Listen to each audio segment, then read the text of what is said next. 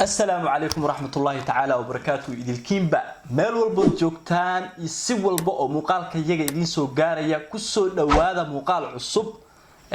ولا لها مقدشو official waxa uu markaasi idin soo gudbinayaa dhacdooyin cajiib ah oo laga diiwaan galiyay aaladda TikTok laakiin ugu horeyn saaxiibada cusub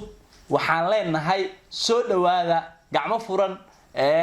subscribe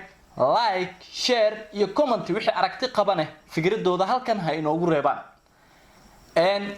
sidoo kale waxaan leenahay saaxiibadii hore noola socday ee iyagu mar walba fiidiyoyadeena daawan jiray mar walba idinka ayaa ina dhiirigeliya gacmo furan ku soo dhawaada waxaan jeclahay in aan ka hadlo aaladda TikTok iyo gabdhaha Soomaaliyeed sida qaldan ay uga fahmeen aaladdan waxyaalo cajiib ah oo fadeexada oo Ilaahay kuma darnaadee qofkii arka uu indhaha ka qabsanayo ayay gabdhihii ku kacayaan bal Ilaah baa idin ku dhaarshay waa tuma gabadha Soomaaliyeed ee waalidka iyo walaalka leh ee falalka noocan aan idin shiri doono sameynayso Ilaah baan idin ku dhaarshay waxaan idin haynaa muuqaalo idinka yaabin doon bal ila eeg halkan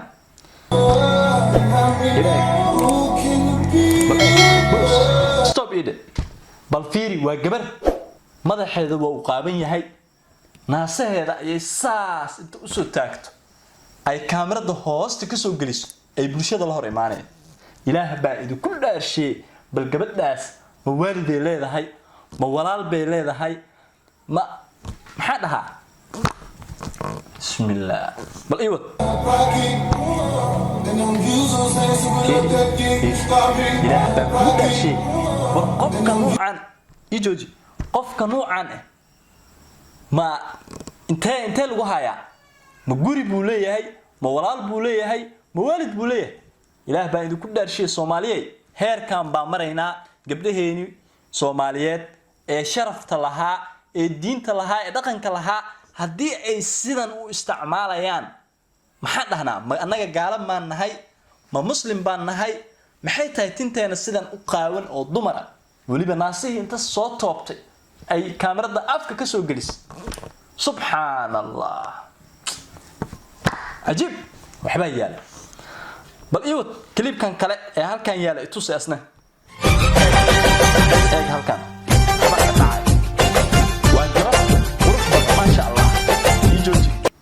ijooji stop gabadhan ma sha Allah way qurux badan tahay Ilaah hadaysto laakiin waxaad moodaa Katrina Kaif Kajal iyo gabdhihii Hindiga ahaa ay ismoodaa jirkeedii qayb kamid ah ay soo qaawisay naasihi bay ruuxday hees hindi bay shidatay halaag annaga arag subhanaka ya azim war maxay sidan ku dhacaysaa bal eeg hees sidee u qaad sidee tiraahdo bal eeg sidee isku luxdo bal eeg ajib annaga arag Soomaaliya heerkaas ayaan maraynaa annaga heerkaas ayaan maraynaa Ilaah baa idin ku dhaarshay gabadhaas fiidiyoga sameynayso ugu yaraan waxay joogtaa dhulalkan qabowaha ama Yurubta ama reer galbeedka laakiin waalidkeed iyo walaalaheed kolba way arkayaan haday arkaan iyaga ayaa jawaab laga rabaa waxa igu yaabka badan fiidiyoga igu yaabka badan ee aan arkay ayaa ah midkan Ilaah baa idin ku dhaarshay gabadhan fiiriye gabadhan Soomaali maxamed ay fiiriye كالي كالي أنا أقول لك إيش يا هي حاجة يجوجي بحيث هذا هذا كالي قلي شلادي يساق سوق قبطي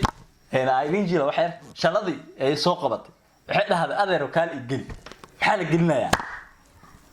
شلوا إيش شلي وور معقوله هذا الكلام في عن ميسوينين بل إله بعد كل دارشي شان الله كالي يجلي بل إكس في عون فيري كل الله يسوعد فيري قبدان كالي كالي يا هي حاجة يجوجي heerkaas ayaa marayna heerkaas meeshaas marayna Soomaaliyeed kuwan waa yar yihiin kuwa ka daran ayaa jiraan oo ficiladan iyo ficilo ka xun ku kacay ilaah baan idinku dhaarshay miyaysan fool xumo ahayn adiga oo gabar Soomaaliyeed dhaqan iyo haybad iyo sharaf leh inta soo baxday oo TikTok isticmaashay waliba jirkaaga qayb ka mid ah qaawisay hadallo mansab ahayn ku hadashay bulshadana oo la imaado okay waa isbiicinaysa ka soo qaad waa isbiicinaysa waxa tahay gabar yaani rabto in la guursado oo guri joogto oo qurux badan laakiin ficilada aad ku kacayso walaashay Soomaaliyeed ay ficiladan adiga aad sameynayso ma ahan mid lagu guursanayo sababtoo ah ninka ragga ah wuxuu rabaa gabar sharaf leh oo doorsan xitaa midka saqajaanka ah ee muqaddaraadka isticmaalo ee ilaahay kuma darnaadee ee dulliga ah wuxuu rabaa xaaskiisa inay noqoto gabar cafiifada sharaf leh doorsan laakiin marbiya gabdhaha iminka macnaha sidaan u isticmaalaya TikTok kullu meelan ka hadalno ma bajoogno waan baxnay annaga السلام عليكم ورحمة الله تعالى وبركاته Soomaaliyeey meel walbo joogtaan waxaan idin rajaynayaa in dumarka Soomaaliyeed sharaftooda la dhowro oo waxaanina wax laga qabto